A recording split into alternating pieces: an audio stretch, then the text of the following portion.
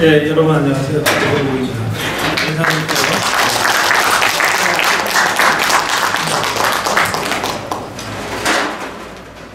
한 1년 만에 내려온 것 같은데요.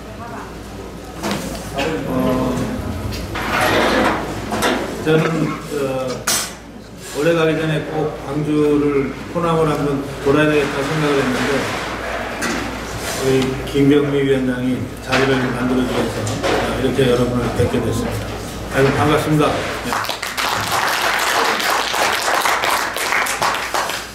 저기 돌아 앉아 계신 분들은 의자를 이렇게 돌리십시오. 불편하실 테니까. 예, 불편하실 테니까 의자를 아예 돌리고 앉아주십시오.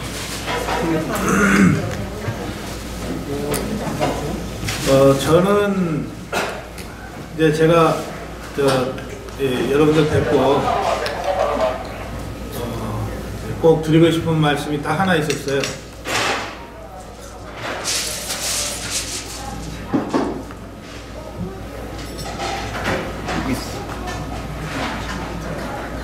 딱 하나 있었습니다.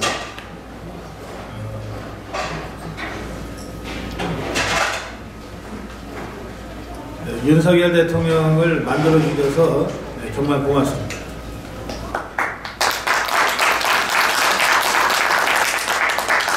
지금까지 역대 대선에서 박근혜 대통령 때 호남에서 제일 득표를 많이 했었어요. 그때 박근혜 대통령이 후보 시절에 영남 한 번 가면 호남 한 번 가는 식으로 쭉 했습니다. 제 친구 이정현이 당시에 비서실을 맡아서 표까지 집계까지 했어요. 진짜 자기도 놀랐다 그래요. 영남 30 몇 번 갔는데 호남도 30 몇 번 갔더라는 거예요. 그 정도로 공을 들였어요. 진짜 진정성을 가지고 이 호남을 품으려고 했고 국민 통합을 통해서 대통령이 되려고 했는데 그래서 그때 최초로 두 자리 숫자 얻었잖아요. 진짜 턱걸이에서 두 자리 숫자예요. 10.8인가 10.5인가 그때 얻었어요. 이거 치우세요. 그런데 이번에 여러분들이 윤석열 대통령한테 광주에서 12% 넘게 주셨잖아요. 전라남도, 전라북도 합쳐서 평균 호남에서 12, 13% 가까이 주셨잖아요.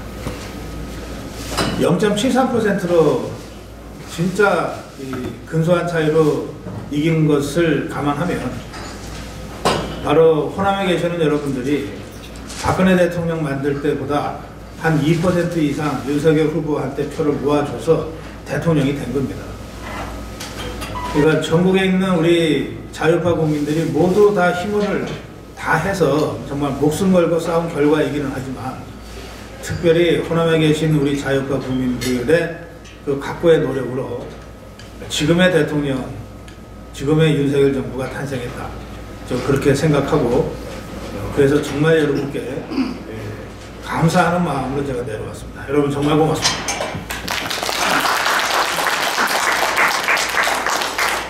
어, 6개월, 한 8개월, 제가 한 석 달 전부터 담배를, 한 15년 끊었던 담배를 피기 시작했는데요. 석 달 전부터 피기 시작했는데 제가 문재인 좌파 정권하고 목숨 걸고 싸울 때도 담배까지는 제가 필요 없었어요. 근데 막상 우리 대통령 만들어 놓고 여러분이나 저나 다 조마조마하게 지켜봤을 거 아닙니까? 차라리 야당 하면서 싸울 때가 낫지. 대통령 우리 힘으로 뽑아놓고 여당이 됐는데 뭐 하나 되는 일 없고 그리고 지지율은 자꾸 떨어져 가고 거기에다가 정말 뜻하지 않은 대형 참사까지 발생하고 그리고 좌파들은 대통령 취임 가기 전부터 촛불 들고 윤석열 퇴진 집회를 시작하고 뭐 화물연대가 이번만 아니라 지난 6월에도 집단 운송 거부하고 막 이랬잖아요. 너무 제가 스트레스가 심해져 가지고 그래서 15년 끊었던 담배를 다시 필 정도가 됐어요. 이제 집권 후 윤석열 대통령에게 닥쳤던 여러 가지 내외적인 어려움, 하여튼 이 정치를 워낙 처음 하는 분이라 더 이 어려움을 겪기가 벗어나기가 힘들었을 텐데, 저는 이번에 이 화물연대와 민노총의 총파업과 집단행동을 거치면서 또 다시 기억하기도 참 아픈 거지만 이태원 참사라는 국가적 이 참사를 겪으면서 윤석열 대통령이 초기의 그 어려움들을 하나하나 극복해내는 리더십을 키웠고 발휘했다, 이렇게 생각합니다. 그래서 저는 지금부터는 그렇게 조만조만하면서 쳐다보지 않아도 될 것 같아요. 이제 저 담배도 좀 끊을까 생각하고 있습니다. 제가 오늘 아침에 그 고성호 TV 방송을 하면서도 제가 그렇게 말씀드렸는데, 지금 이 국회를 좌파들이 압도적 다수를 차지하고 있어서 국회의 도움을 받기는커녕 사사건건 이 발목을 잡는 국회를 상대하면서 국정 운영을 해야 됩니다. 지금 정부 출범 후에 대통령 공약을 지키기 위한 최소한의 조치로 법안을 77개를 정부 입법으로 발의했는데, 저 더불어민주당이 단 한 건도 통과시켜주지 않았어요. 지금 당장 뭐 내일 그 예산안 처리를 한다 그러는데, 예산안 처리를 하는 걸 보면 윤석열 예산이라고 하는 건 전부 다 뭉텅이로 잘라버리고 이재명이 대선 때 공약했던 것만 잔뜩 증액하는 수정안을 갖다가 지금 통과시키겠다고 하고 있어요. 그러니까 이 국회 상황만 보면 아직 우리는 정권을 잡은 게 아닙니다. 자유파는 아직도 야당인 거예요. 대통령만 우리 자유파지. 그래서 우리가 여당이다, 집권 세력이다 이러고 있지, 의회도 그렇죠, 사법부도 그렇죠, 문재인이가 임기 마지막에 전부 알박기 하고 간 각 공공기관의 장들이 그대로 버티고 있잖아요. 방송통신을 감독하는 방통위원장, 이 언론의 컨텐츠를 심의하는 방심위원장, 뭐 누구 하나 이 문재인이가 알박을 놓지 않은 자리가 없습니다. 그러니까 대통령 하나 달랑 바꾼 거예요. 그래서 지난 8개월 동안 진짜 어려웠어요. 우리 자유파가 윤석열 대통령을 만들 때 뭐 사실 저도 그렇고 많은 분들이 윤석열 대통령한테 뭐 많은 걸 기대했던 것 같지는 않습니다. 아니 솔직히 윤석열 대통령이 경제를 살릴 거라고 기대하고 대통령 뽑은 건 아니잖아요. 뭐 문화 창달을 시켜줄 거다 이렇게 생각하고 대통령 뽑은 거 아니잖아요. 우리가 윤석열 대통령한테 기대했던 거는 딱 하나 있어요. 법을 좀 제대로 세워달라. 문재인 좌파 정권 5년 동안에 완전히 무너져 내린 대한민국을 바로 세워주고 완전히 무너져버린 이 법치를 다시 세워달라. 이거였어요.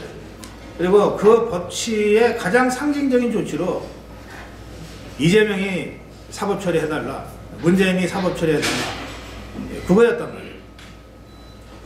그런데 대통령 취임하고 나서도 지금 8개월이 넘었잖아요.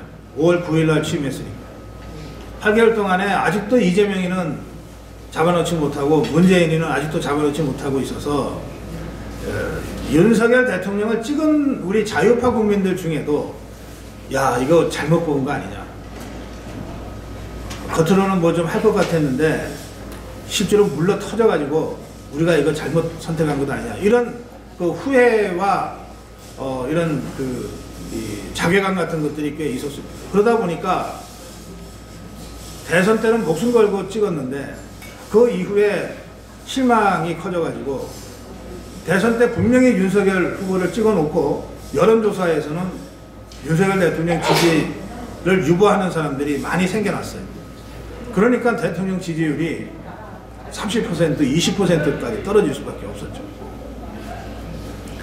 그런데 이제 몇 달 지나면서 윤석열 대통령이 왜 지지자들의 그 하나같은 목표, 법을 바로 세우고 이재명이 문재인이 사법처단하자 이거를 왜 그동안 못했는지를 좀 알게 됐어요.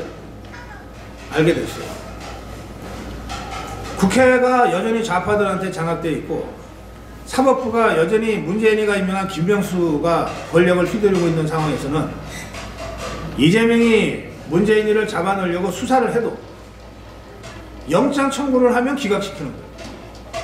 압수수색 영장 청구를 해도 기각시키는 거예요. 휴대전화 압수수색 하겠다 그래도 기각시켜버리는 거예요. 영장 없이 어떻게 휴대폰을 다 들여다보며 집을 수색하며 수사를 할 수 있어요. 그러면 다 불법이죠. 그 어려움이 있었던 겁니다.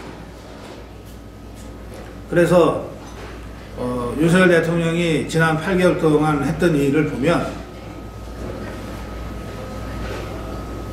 우선 할 수 있는 것부터 하고, 그러니까 국회가 협조 안 해줘도 사법부가 협조 안 해줘도 할 수 있는 일들이 얼마 안 되지만 있다고요. 그게 대통령실 이전하는 거고 뭐 그런 것들입니다. 그런 좌파들의 방해에도 불구하고 할 수 있는 일들을 조금씩 해가면서 진짜 중요한 일은 뭐냐면 윤석열 정부의 기본 진영을 갖추는 일을 쭉 했어요. 예를 들어서 윤석열 대통령이 취임할 때의 검찰, 이거는 문재인이가 임명해 놓은 검찰입니다. 검찰총장부터 대검의 각 부장, 또 서울지검장, 우선 차장검사들이 전부 문재인이가 임명해 놨던 사람들이 그대로 있는 상태에서 대통령에 취임한 거 아닙니까?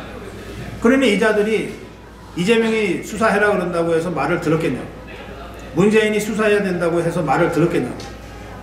경찰은 더 했습니다. 경찰은 문재인 좌파 5년 동안에 경찰이 수십 년간 하려다가 못했던 밀린 숙제, 이걸 다 해줬습니다. 검경수사권 조정해서 수사권을 거의 전부 경찰에 넘겨줬어요.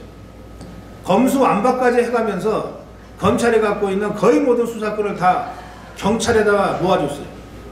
심지어 국정원이 갖고 있는 대검 수사권, 간첩 수사하는 것까지 2024년부터는 경찰에다가 넘기도록 법을 만들어 놨습니다.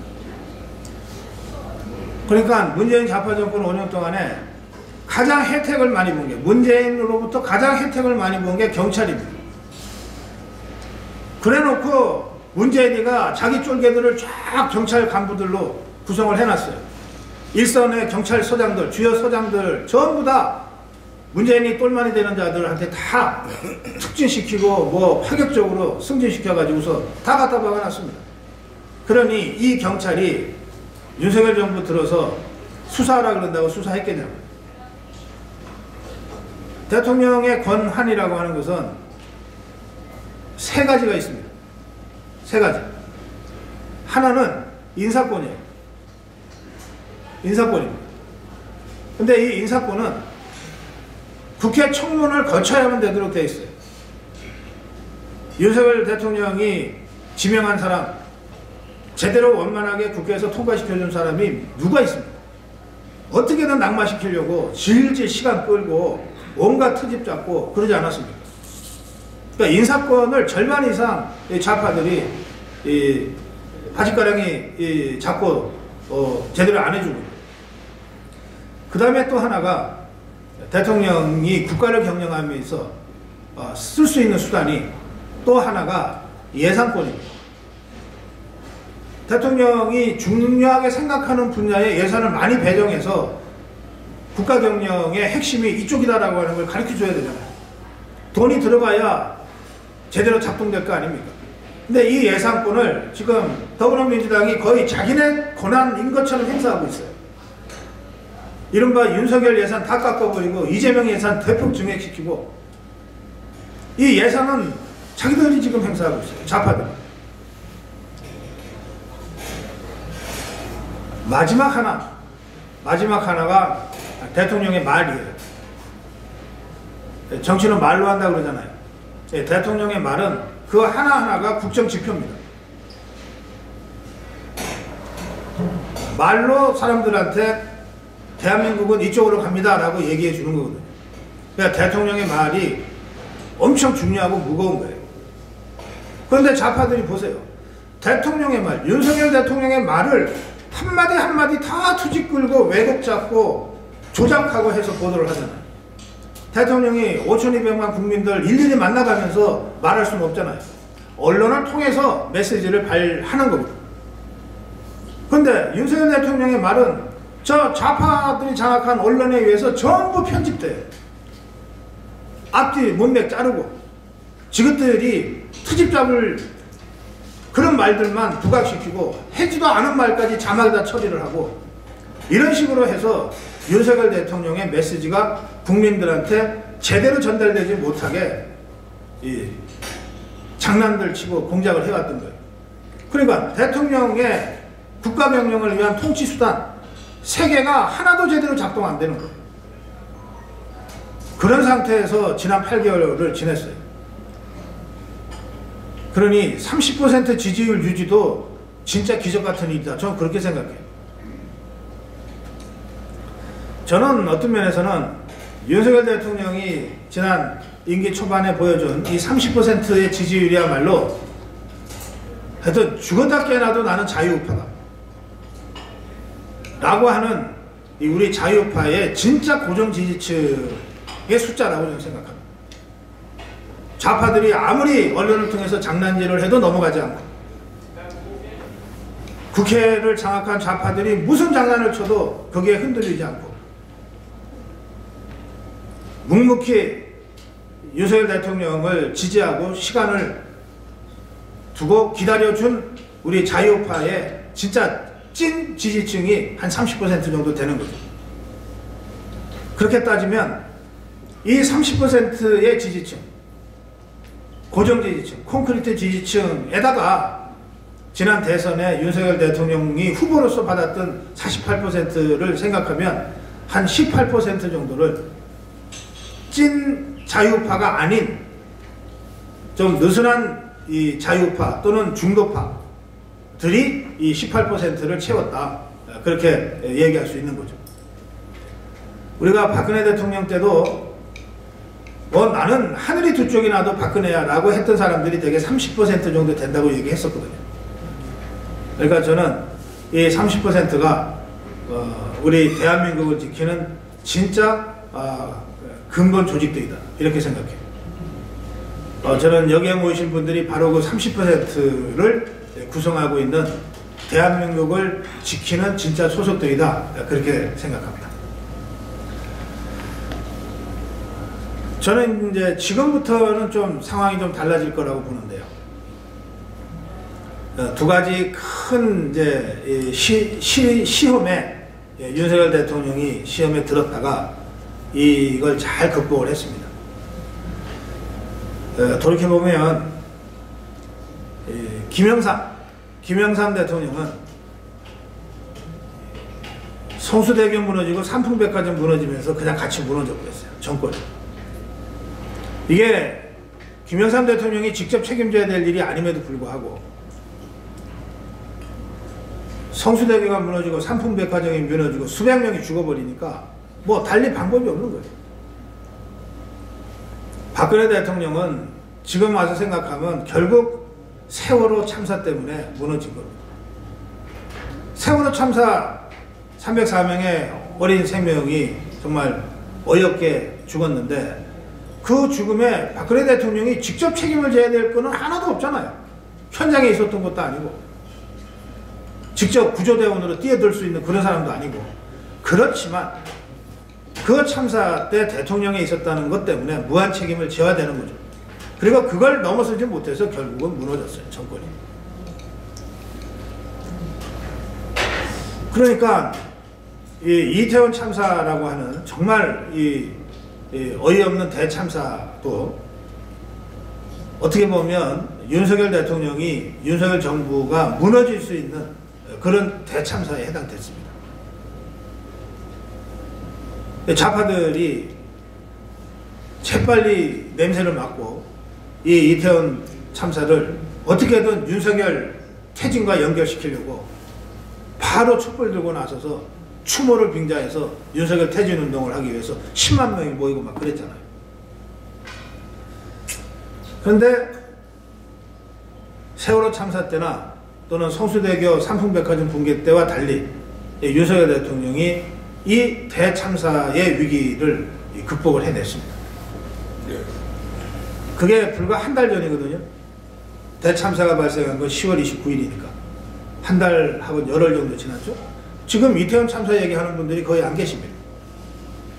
그건 잊어버려서가 아니라 그 참사는 참사지만 그것을 윤석열 대통령이 어쨌든 극복해냈기 때문에 더 이상 그 얘기를 하지 않게 되는 거예요. 그 과정에서 윤석열 대통령이 정말 위기를 극복하는 위기 능력, 위기 관리 능력, 위기 속에서, 현장 속에서 강한 윤석열 대통령의 리더십을 120% 발휘했다고 생각합니다. 경찰청장보다도 먼저 알고 행안부 장관보다도 먼저 알고 이 참사의 직접 책임자이고 사태 수습 책임자인 경찰청장이나 행안부 장관이 현장에 나오기도 전에 윤석열 대통령이 먼저 알고 먼저 움직이고 먼저 지시하고 나섰거든요. 그 이태원 참사 직후에 좌파들이 세월호 때처럼 윤석열의 3시간이라고 하는 루머를 퍼뜨리기 시작했어요. 세월호 7시간 하듯이. 세월호 참사 때 박근혜 대통령 7시간 동안 뭐 했냐. 1분 1초 단위로 밝혀라. 막 이렇게 공세했잖아요. 그 공세에 박근혜 대통령이 결국 무너졌는데 그때를 그대로 뺏겨가지고 이태원 참사 직후부터 좌파들이 윤석열의 3시간이라고 루머를 돌리기 시작했어요. 근데 윤석열 대통령의 3시간이 아니라 윤석열 대통령이 그 참사 직후에 가장 먼저 참사 소식을 알고 가장 먼저 움직이기 시작한 거예요. 심지어 112 신고, 1199 신고, 그 신고, 그 녹취까지 대통령이 먼저 공개하라고 지시해서 공개를 한 겁니다. 경찰이 미적거렸어요.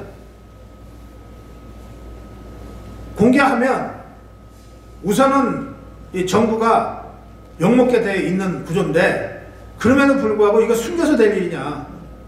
또 숨긴다고 해서 끝까지 숨길 수 있는 거냐. 그럼 바보 같은 짓을 하지 마라. 그냥 먼저 공개해라. 그 먼저 공개를 한 겁니다.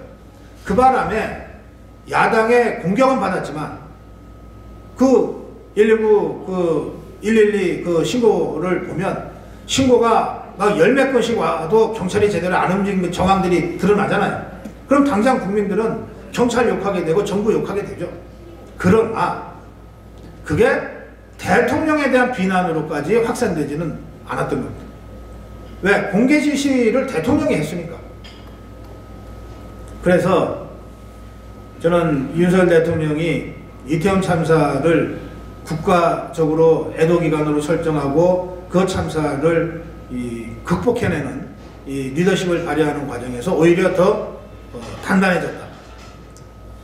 비온 뒤에 땅이 굳듯이 오히려 더 강해졌다. 이렇게 생각합니다.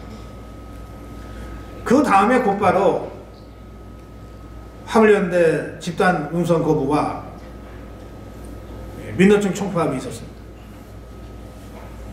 저는 이번 사태를 보면서 이게 민노총이라는 자들이 정말 반인륜적이다, 폐륜적이다 이런 생각을 다시 했습니다. 좀 다른 얘기입니다만 10월 29일 이태원 참사 직후에 북한의 그 해커 부대가 그 악성 코드를 심기 위한 그 해커 공격을 했습니다. 우리나라 일반 국민들과 기관들한테 했는데, 그러면 누구나 다 궁금해서 그 SNS에서 오는 문자 또는 문서 이런 거를 누구나 다 궁금해서라도 일단 클릭하게 만들어야 클릭하는 순간 악성 코드가 심어지면서 해킹이 되는 거잖아요. 이 자들이 정말 천인공노할 만행을 저질렀는데 악성 코드를 심은 문서가 어떤 거냐면 이태원 참사의 현황과 무슨 뭐 문제점과 뭐 이런 제목으로 되어 있는 거예요. 그래서 대충 이것들이 가짜로 이태원 참사는 어떻게 됐고 누가 죽었고 뭐 어떻게 됐고라고 쫙 한 거예요. 그러니까 이태원 참사 직후예요. 지금이 아니고. 그러니까 직후에 이태원이라고 하는 제목이 달려있는 정부의 공식 문서처럼 위장을 한 문서를 유포해서 거기에 악성 코드를 심은 거예요.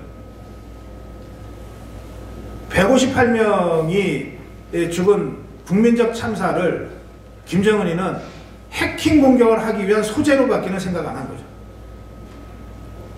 그래서 제가 이건 정말 편인적인 행동이다 이렇게 말씀드리는 거예요.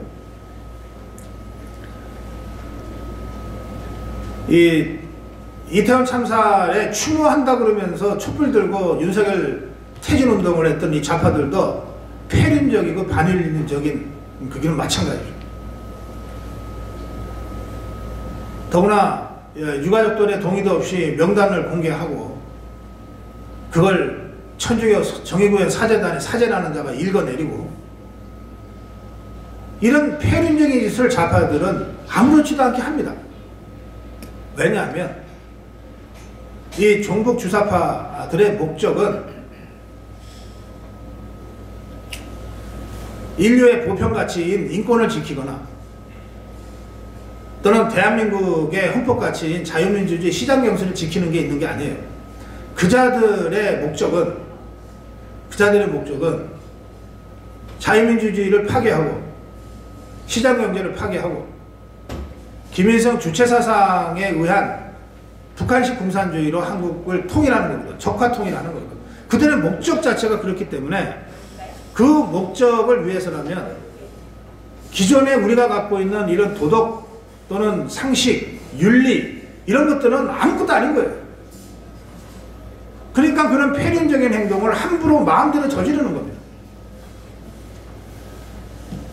자, 이제 이런 좌파들의 공격이 1차 이태원 참사를 악용해서 이루어졌는데 윤석열 대통령이 그걸 잘 극복했다. 이 말씀을 제가 드렸고 뒤이어서 이태원 참사 와중에 이 좌파들이 촛불 들고 윤석열 대통령 퇴진운동을 하면서 이게 민노총 총파업으로 자연스럽게 이어졌습니다. 민노총 총파업은 이태원 참사 와중에 예고가 됐어요.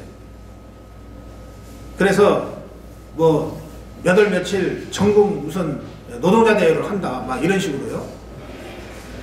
그러다가 화물연대가 집단운송 거부에 들어가게 된 거죠.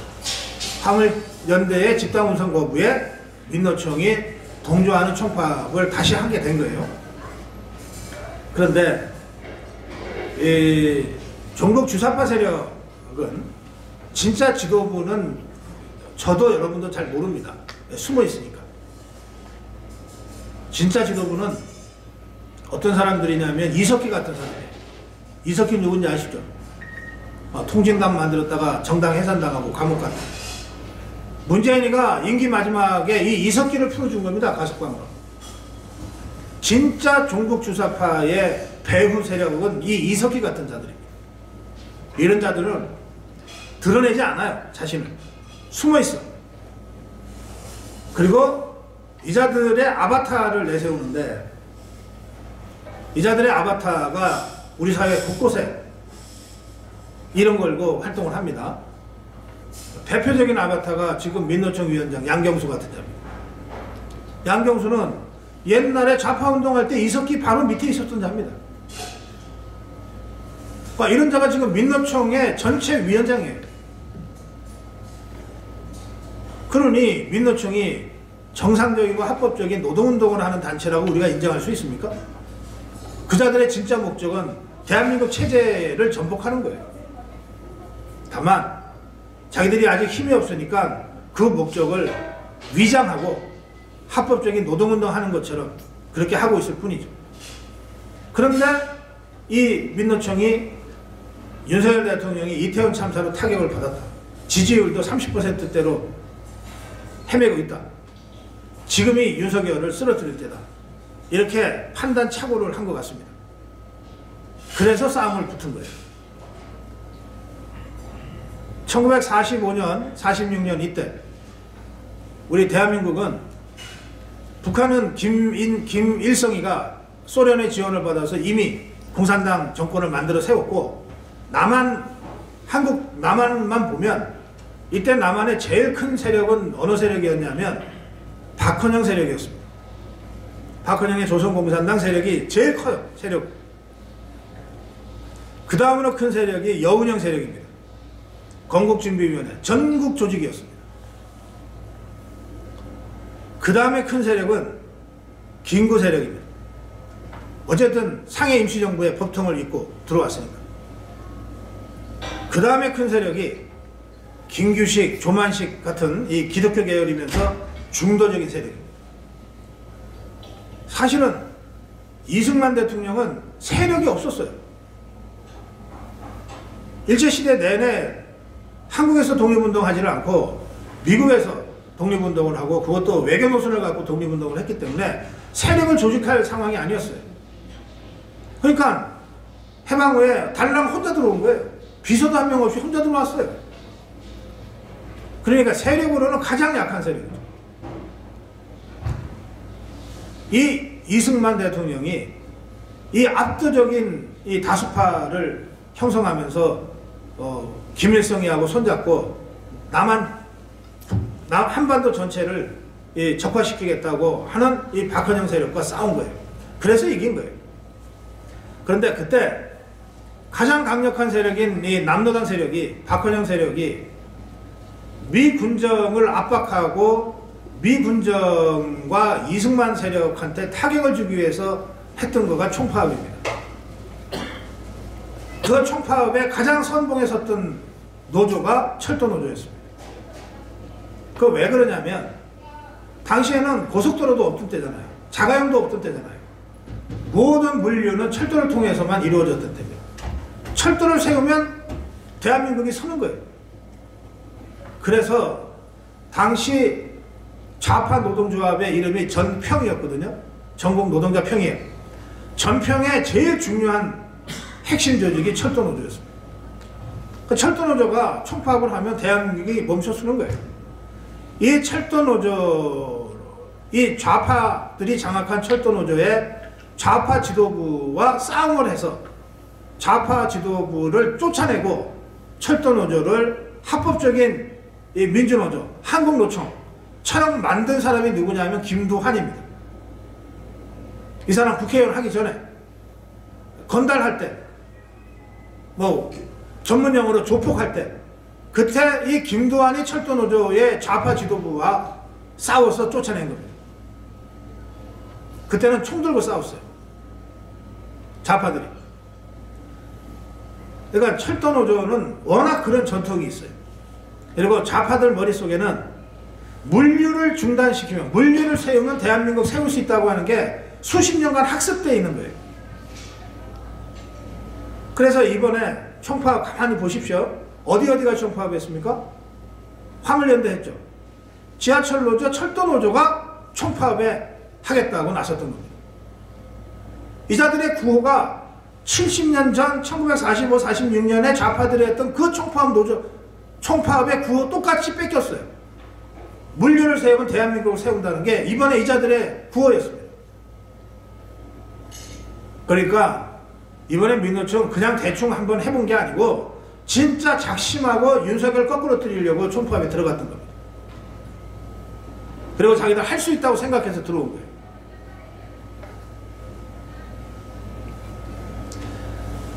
이 민노총이 좌파 진영의 가장 중심적인 조직입니다. 더불어민주당은 여기에 얹혀 있을 뿐이에요. 왜 민노총이 그렇게 세냐? 왜 민노총이 세냐? 두 가지 이유로 셉니다. 하나는 조직원이 100만이 넘어요. 113만이야. 조직원이. 국민의힘 당원이 지금 몇 명쯤 돼? 100만 명 돼요? 안 되잖아. 근데 국민의힘 당원 여러분들은 좀 다르겠지만 그냥 선거 때 당협위원장이 좀 해달라 그래서 그냥 이름 빌려준 사람들이 절반 이상이잖아요. 당비 안 내는 사람들이 수태 있잖아. 민노총의 조직원은 월급에 원천징수를 해서 조합비로 냅니다. 그걸 약속하고 조합원이 되는 거예요. 이번에 그 포스코 지회 상황을 보니까 이자들이 월급에서 원천 징수해 가는 조합비가 1인당 5만원 되더라고요. 1인당 5만원. 그럼 113만 명의 조합원이 1인당 5만원씩 매달 내는 거예요. 이거 얼마입니까? 이거 계산이 잘 안 되네. 이거가 수십 년간 쌓여 있는 거예요. 민노총이 돈이 있고 조직이 있어요. 그것도 군대 이상의 이 철통 같은 이 상명하복이 존재하고 지배하는 그런 조직이 있단 말이에요. 어떤 정당보다 세다고요. 더불어민주당보다도 세다고요. 그러니까 자신하는 거예요. 세상은 우리가 움직인다. 그러니까 자신하는 거예요. 자, 민노총 조합원이면서 중간 간부 이상으로 활동가들은 감옥에 가는 거 두려워하지 않습니다. 감옥에 가는 거 두려워하지 않아요. 감옥에 가봤자 노사분계로 가는 거는 뭐 국가보안부로 가는 것도 아니고 무슨 저 강도로 가는 것도 아니고 뇌물죄로 가는 것도 아니기 때문에 그저 1심에서 한 두어 달 살다가 집행유예로 나오는 게 대부분입니다. 감옥 한 두어 달 갔다 오면 되는 거예요. 근데 이 두어 달 갔다 오면 어떻게 됩니까? 별을 달고 나오잖아요. 그것도 노조 투쟁을 하다가 나오는 거 아니에요. 113만 민노총 조합원들 사이에서는 영웅이 되는 거죠. 영웅.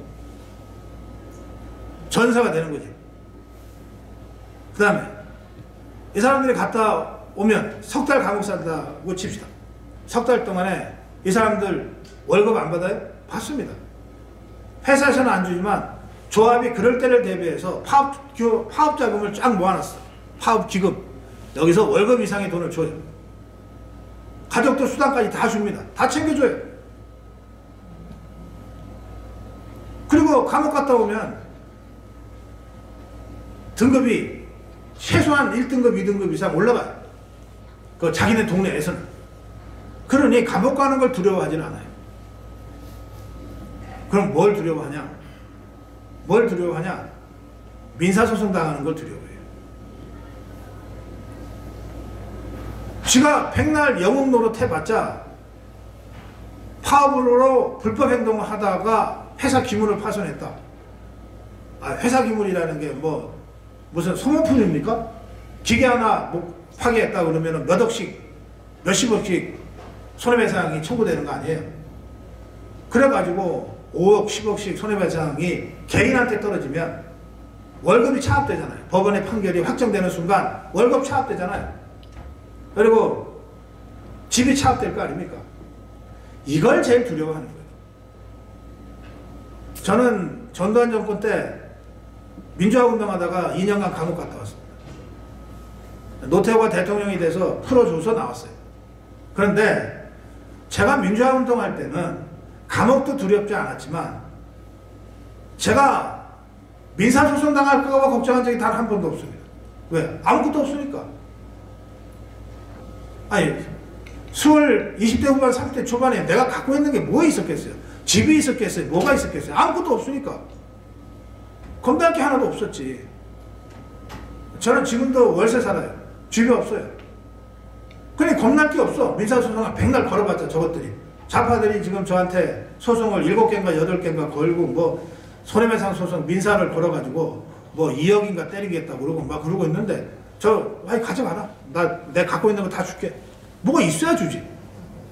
진짜 없으면 겁날 게 없어지는 거예요. 그런데 민노총 조합원들의 절반은 연봉 1억 이상씩 받습니다. 지금. 이 사람들은 잃을 게 너무 많은 기득권이에요. 벌써. 여러분들보다 잘 산다니까. 그런 사람들이 임금이 낮네 뭐 하냐 그러면서 허구한 날 파업하면서 사회를 마비하고 회사를 어렵게 만드는 거예요. 그러니까 이 사람들이 잃을 게 너무 많아. 그중에 특히 자기 거를 잃을 게 많은 거예요. 그러니까 민사손해배상이 들어오는 걸 제일 겁을 내는 거예요. 차라리 감옥 갔다 오는 거는 갔다 오면 영웅 되는데 먹을 거 다 챙겨주는데 뭐가 겁나냐. 야 그런데 내 월급 차압하고 내 집 차압하고 이건 안 되지. 그래서 이것들이 다른 거 다 제쳐놓고 이재명이한테 요구한 거 딱 하나입니다. 이 민사소송 못하게 좀 만들어줘 법을. 그게 이른바 노란 봉투법입니다. 야 다른 건 뭐 우리가 알아서 할게.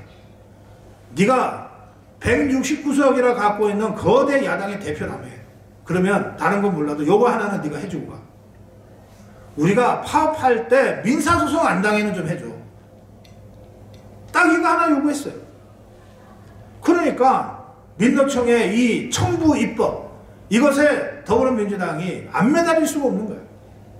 그래서 이것들이 그 노란봉투법을 이름까지 바꿔가면서 합법 파업 보호법인지 뭔지로 바꿔가면서 이걸 밀어붙이려고 했던 거예요. 그런데 더불어민주당이 이거 포기했어요. 왜 포기했냐? 두 가지 이유입니다. 첫째는 아무리 하려고 해도 국민 절대 다수가 안 쏘가 넘어가거든. 국민들을 쏘겨야 이게 법이 만들어지고 자기들도 박수받고 할 텐데, 아무리 민노총이 겁나서 이거를 밀어붙이려고 해도 국민 다수가 어떻게 그런 법을 만드냐. 안 쏘가 넘어가거든, 이번에는. 두 번째는 그래도 하려고 그랬어, 이것들이. 그래도 하려고 그랬는데 민노총이 겁나니까. 근데 민노총이 윤석열 대통령하고 딱 한 판 붙었다가 완전히 깨져버렸잖아. 백기 항복을 들어버렸잖아. 그러니까 더불어민주당 입장에서는 야, 이거 민노총 우리가 너무 겁이 났는데 저거 윤석열이랑 싸움하는 거 보니까 별것 아니네. 왜 저런 것들 때문에 우리가 욕을 먹어야 돼? 이렇게 해서 노란봉투법 상정해서 통과시키기 직전에 야 잠깐 있어봐, 그만둬. 그렇게 해서 포기해버렸어요. 그래서 지금 노란봉투법은 아직 국회에 계류는 돼 있지만 이번 정기국회는 넘어갑니다. 다음에도 다시 올리지 못해요. 워낙 이 법이 말도 안 되는 법이기 때문에. 그리고 통과시켜봤자 윤석열 대통령의 거부권 행사는 끝나요. 그러니까 민노총 별거 아니라는 거예요. 이 별거 아니라는 것을, 그런데 왜 박근혜 대통령은, 왜 이명박 대통령은 그걸 간파하지 못했어요? 보세요. 이명박 대통령이 대통령 취임한 바로 그 해, 이 좌파들이 광우병 촛불을 시작했어요. 광우병 촛불. 그때 연일 시위가 벌어지니까 이명박이 쫄았는지 청와대 뒷산에 올라가서 혼자 찔찔 눈물 짜면서 아침 이슬 따라 불렀다는 거 아니에요? 그러니까 그 순간 대통령의 권위는 다 땅바닥에 떨어진 거야. 그런 자를 누가 대통령으로 진짜로 인정하고 존중하겠냐고. 그러면 이 이명박으로 하여금 찔찔 눈물 짜게 만든 이 광우병 촛불 집회의 진짜 주체는 누구냐? 민노총입니다. 민노총이 연일 전국에 있는 조합원들을 버스 대절하고 해가지고 수만 명씩 동원을 해댄 거예요. 어디서 그런 돈이 나냐? 아까 설명드렸잖아. 파업자금,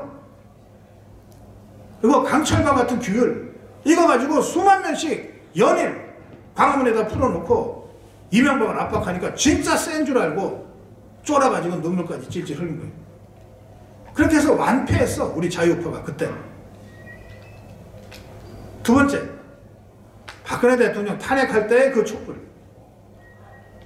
이 촛불, 탄핵 촛불의 진짜 주인이 누구냐? 역시 이번에도 민노총입니다. 전국에서 수만 명이 버스 타고 올라와서 허구한 날 촛불 시위를 시작한 거 아닙니까? 그리고 전국에 노조, 민노총 지부가 있는 곳마다 촛불을 들었어요.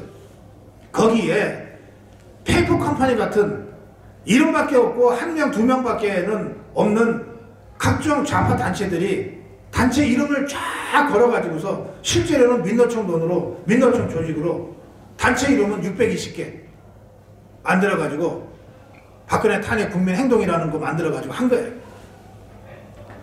그러니까 우리는 지난 10년 동안 민노총의 총동원, 총파업, 총투쟁, 여기에 이명박도 당하고 박근혜도 당했던 거예요.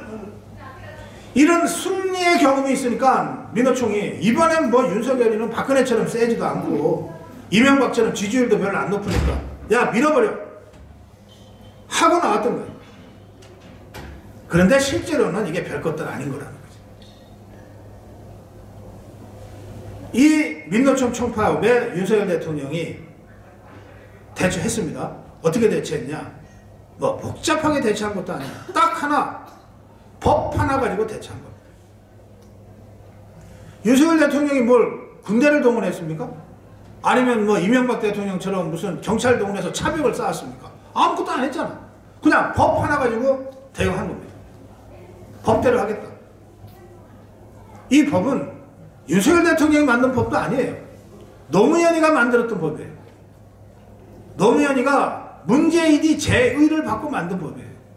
2004년에 문재인이가 민정수석으로 있을 때 화물연대가 파업을, 그때도 집단 운송 거부를 했거든.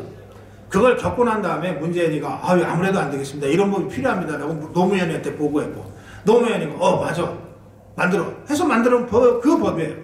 그게 운송 제기 명령법입니다. 화물연대에만 해당되는 법이에요. 물류를 멈추면 진짜 큰일 나거든. 그러니까 이 국가 전략산업의 물류 부분은 함부로 멈추지 못하게 최후의 수단으로 정부가 행정명령을 하도록 노무현이가 만들어 놓은 거예요. 그 법을 윤석열 대통령이 사용한 거예요. 그 법을 원희룡 국토건설부 장관이 집행한 거예요.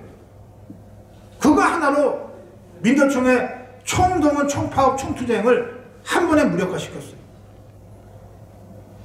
그래서 이번 이 상황을 보면서 별것도 아닌 민노총한테 쫄고 제대로 대응 못해서 대통령 눈물 찔찔 짜고 쫓겨나고 했던 그 전례, 이거 우리가 이번에 안 밟게 된 겁니다.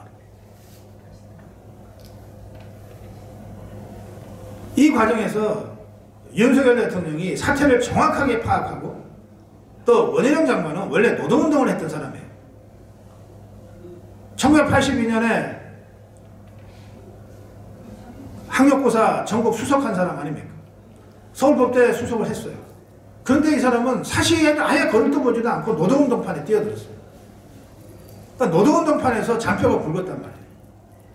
그러다가 노동운동 갖고 개별적인 기업 하나하나 고치는 걸로는 우리 사회를 언제 바꾸냐, 좀 힘있는 걸 가지고 힘있게 해야 되겠다 해서 노동운동 그만두고 사법고시 6개월 만에 검사가 된 사람이에요. 그리고 한 5년 검사를 해보니까 이것도 아닌 것 같거든. 맨날 도둑놈이나 때려잡아서 우리 사회를 어떻게 바로잡냐. 그래가지고서 검사 그만두고 국회의원이 된 거예요. 그러니까 그런 사람이니까 지금 정치권에 있는 300명의 국회의원이나 장관들 중에 노동 현장을 원희룡만큼 잘 아는 사람이 없는 거예요. 그러니까 이 사람이 민노총이 별거 아니라는 걸 아는 거예요. 그래서 윤석열 대통령의 법, 그리고 노동 현장을 잘 아는 원희룡 장관의 그 강력한 실행, 사실 이 두 사람이 민노총 총파업, 총동원, 총투쟁을 막아낸 거 아닙니까? 완전히 백개 항복을 만들어낸 거 아닙니까? 그래서 만천하에 민노총 별거 아니다, 쫄지 말자, 이렇게 된 거고, 그 과정에서 윤석열 대통령의 리더십이 빗나게 된 겁니다. 그래서 지금 말씀드린 거를 정리하면, 정권이 무너질 뻔했던, 그리고 역대 정권에서는 실제로 무너졌던 대참사가 있었고, 또 정권을 두 번이나 흔들고 끌어내렸던 민노총의 총동원 총파업, 이게 연거푸 10월달 11월달에 터졌는데, 이 두 결정적인 위기를, 이 결정적인 공격을 윤석열 대통령이 막아냈다, 극복해냈다. 근데 그 극복한 방법이 별거 아니더라. 법 지키는 거 하나로 되더라. 그러니까 지지율 상승은 그 과정에서 저절로 따라오는 겁니다. 뭐 윤석열 대통령이 지지율 올리려고 이렇게 했겠어요? 지지율 떨어져도 좋다, 인기 없어도 좋다, 나는 법은 지키겠다, 이거 아닙니까? 이게 바로 우리 자유파 국민들이 10개월 전에 윤석열을 대통령으로 선택한 이유 아닙니까? 우리가 윤석열 대통령한테 뭐 많은 거 받습니까? 법 좀 지켜달라, 법대로 이재명이 문재인이 좀 처단해달라, 이거 가지고 우리가 표를 모아준 거 아니에요. 그대로 하고 있는 겁니다. 그러니까 지지율이 다시 회복되는 거죠. 그래서 저는 이 과정에서 윤석열 대통령도 다시 배우는 것이 있었을 것이고, 우리 자유파 국민들도 크게 깨달은 바가 있을 것이고, 무엇보다도 이 상황 전체를 지켜보는 대한민국 국민들이 법이라고 하는 게 어떻게 해야 세워지는 거구나 라고 하는 것을 크게 깨달았을 것이다. 그래서 앞으로의 윤석열 대통령의 국정 운영은 지금까지 이 8개월 동안 보였던 것과는 완전히 차원을 달리하게 될 것이다.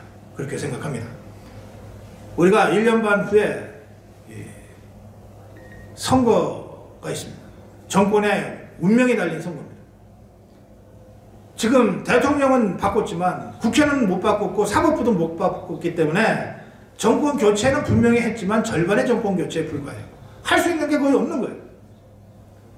이거를 1년 반 후에 있는 총선에서 우리가 과반수 이상의 압도적 승리를 해야만이 완전한 정권 교체가 되는 거예요. 근데 거기서 또 한 번 우리가 엉뚱하게 바보 같은 짓 해서 또 지면, 그러면 그나마 세워놓은 윤석열 대통령도 그때부터는 위험해져요.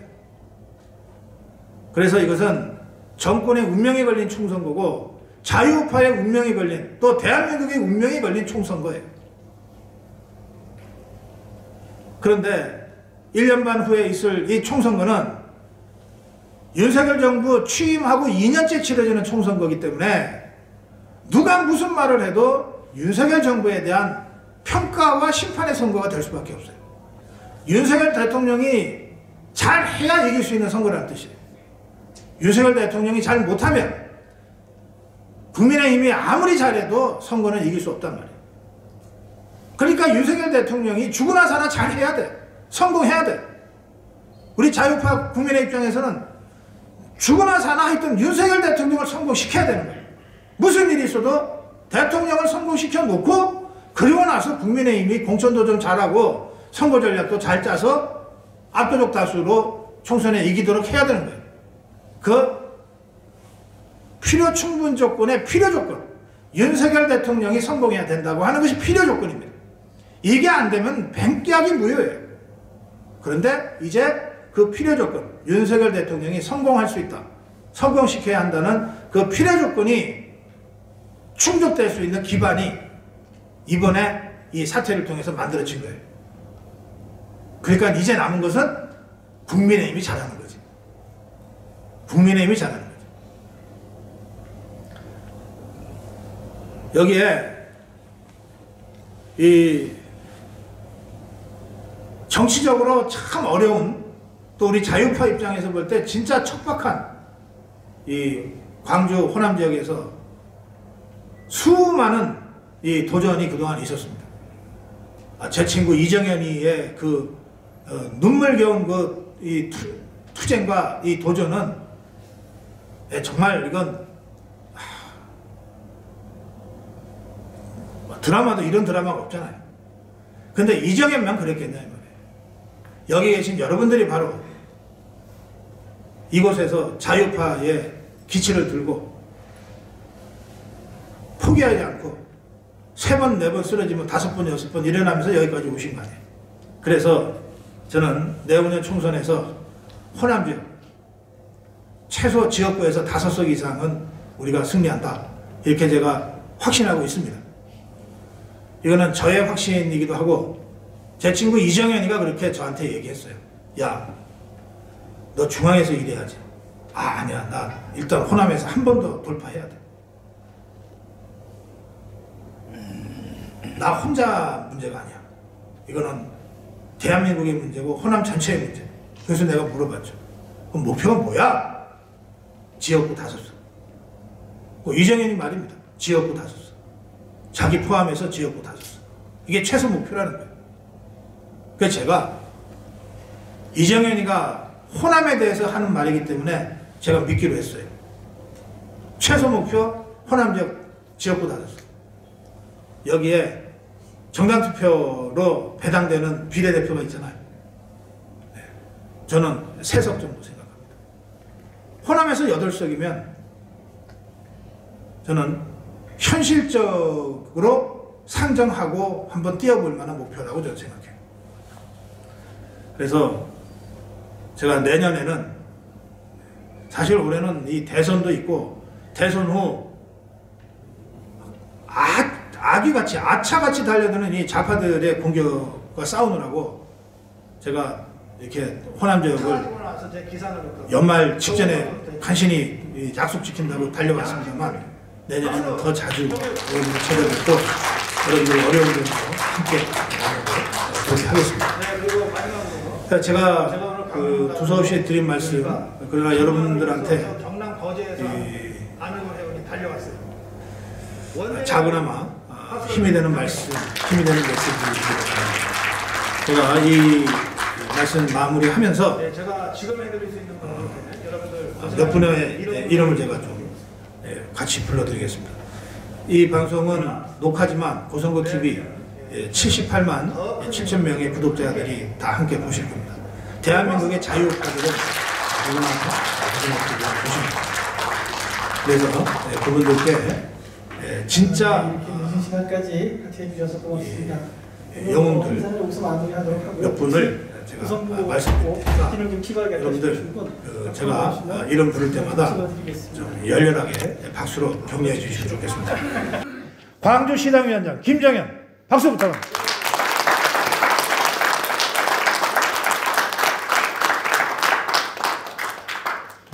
오늘 모임을 주관해 주셨어요. 광주시 여성위원장 김경미 위원장입니다.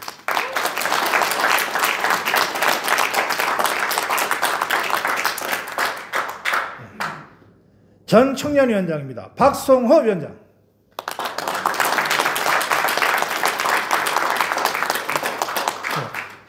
전국위원입니다. 이동기 전국위원입니다.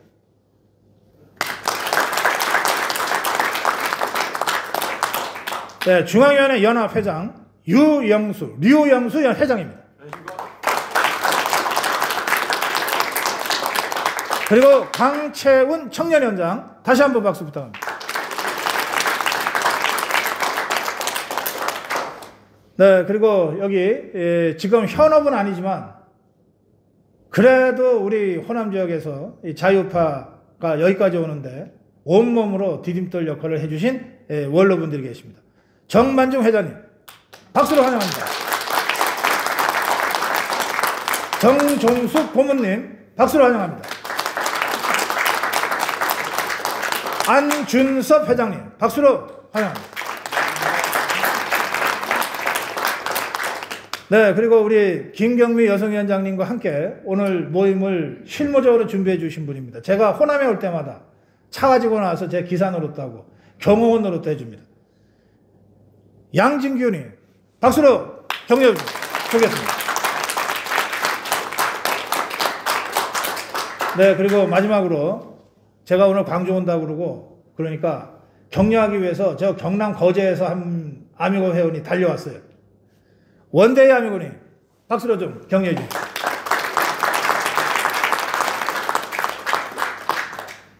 예, 제가 지금 해드릴 수 있는 건 이렇게 여러분들 고생하시는 분들 이름 불러드리는 것밖에 없습니다. 예. 그러나 내후년 총선에서는 더 큰 힘으로 여러분과 함께 나가길 기대합니다. 여러분 고맙습니다.